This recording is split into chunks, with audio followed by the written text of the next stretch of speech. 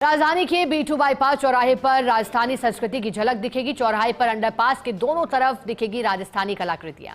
JD की ओर से कलाकृतियों का निर्माण कर दिया गया है शुरू। पूर्व डिजाइन के अनुसार पहले इन दोनों स्थानों पर बनने थे विशाल गेट।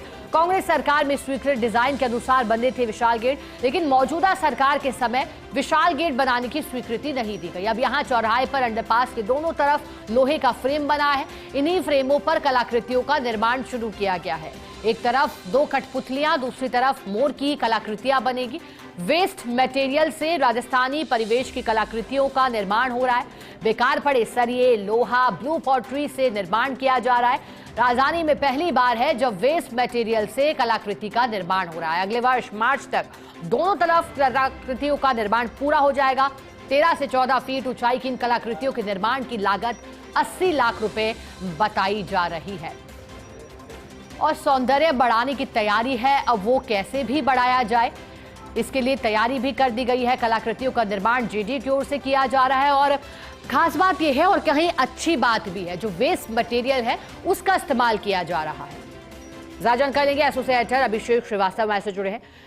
अभिषेक जी, सुंदरता बढ़ाने की तैयारी है और वो कुछ इस तरह से जो वेस्ट हो गया है उसका इस्तेमाल कर, अब क्या पूरा खाका इसके लिए तैयार किया गया है और कितनी राहत ऐसे में वेस्ट मटेरियल के निस्तारण को लेकर भी और सुंदरता बढ़ाने को लेकर भी? बिल्कुल, ये राजधानी में जेडी की ओर से पहला ऐसा प्रोजेक्ट है जिसमें इस तरह से वेस्ट मटेरियल का उपयोग किया गया है। आप देख सकते हैं विजुअल में कि किस तरह से पहले लोहे के फ्रेम दोनों तरफ बनाए गए हैं। उन्हीं लोहे के फ्रेम पर जो ये कठपुतली है, एक तरफ दो कठपुतलियां जो कि फोटो भी दिखाई दे रही है दर्शकों को, इस तरह की कठपुतली बनाई जाएगी। वहीं दूसरी तरफ जो है जवाहर सर्किल की तरफ जो है मोर की आकृति का, मतलब कुल मिलाकर यह है कि B2 बाईपास चौराहे से जो भी गुजरे, चाहे वो पर्यटक हो चाहे यहाँ के नागरिक हो, उनको वहाँ पर B2 बाईपास पर राजधानी जो संस्कृति है उसकी झलक वहाँ पर दिखलाई देगी।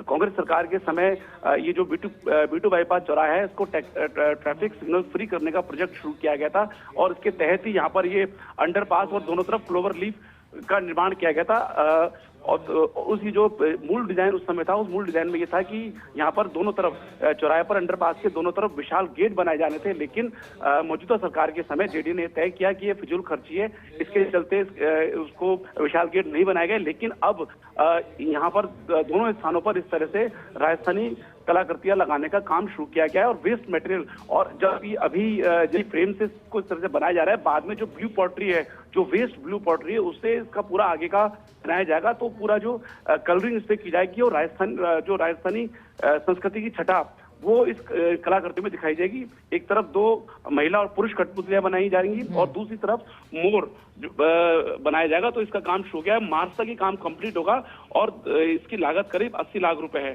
जी बिल्कुल अभिषेक जी, प्रदेश सुंदर हो को कौन नहीं चाहता, लेकिन जब वो सुंदरता ऐसी वस्तुओं से हो जिनका अब कोई उपयोग नहीं तो और भी खास हो जाता है। शुक्रिया आपका अभिषेक जी, साथ जुड़ने के लिए, जानकारी के लिए।